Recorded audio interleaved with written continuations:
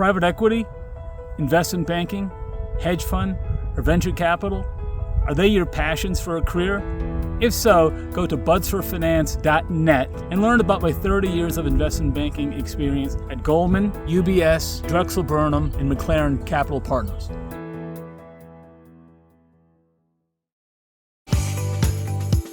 What you should be doing both strategically and tactically to position yourself as the right person for a job in finance.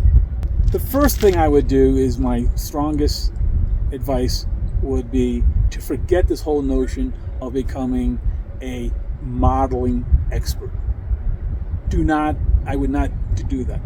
And let me tell you exactly why. Consider that you're working for somebody like me and you get hired, you show up on my door and you say, I am a Excel aficionado. I can do whatever. I can make Excel sing the Star Spangled Banner. Okay? Well, the first thing that's going to happen is I have 10 deals on my plate, and you are now in charge of modeling all 10 of those deals. You are what they would call the modeling monkey. So every time there's a deal, every time I'm looking at something, you are going to be the person who is going to do that, right?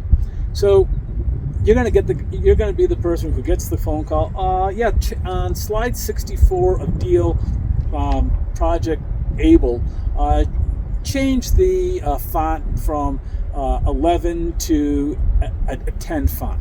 Right?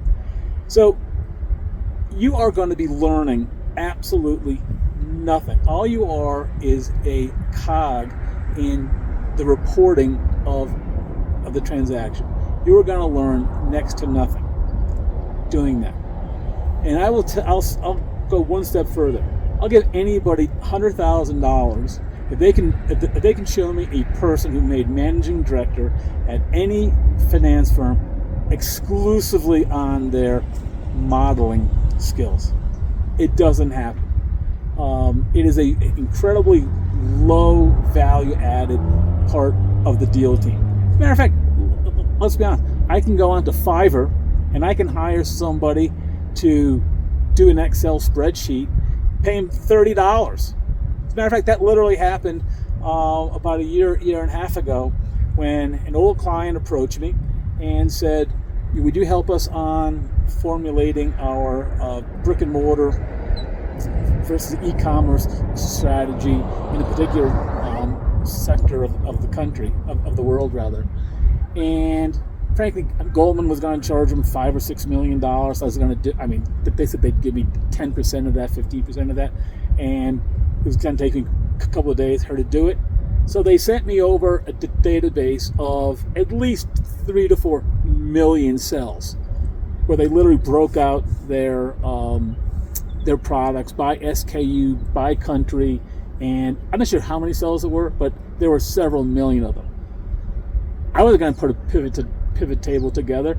So there was a woman on Fiverr. I picked up the phone. She did, literally an hour later, I had a dashboard for 3, 4, 5 million different cells. Took that, put a presentation together as to exactly what they should be doing, where the strengths were, where the weaknesses were in their strategy. Took me about 3 or 4 days to do that, and frankly, I gave the woman a Fiverr, like a $500 or $600 bonus for doing it as quickly or whatnot. That's a perfect example of what the value added of being the quote Excel expert is. Okay? So that's what you shouldn't be doing, but what should you be doing? Okay, the first is you should be doing everything possible to learn about transactional accounting. And what do I mean by transactional accounting? I mean, you should be learning what, if you don't know these terms, what LIFO versus FIFO is. You should be learning about goodwill, the difference between amortization and depreciation. You should be learning as much accounting as possible. So you're the person who isn't doing the modeling, but you're the person who's going to the modeler, the modeling monkey, if you will, and you're explaining to them what the managing director wants in that model.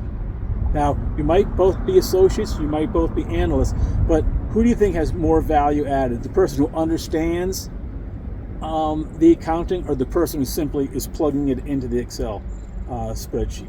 So learn everything there is to know about accounting.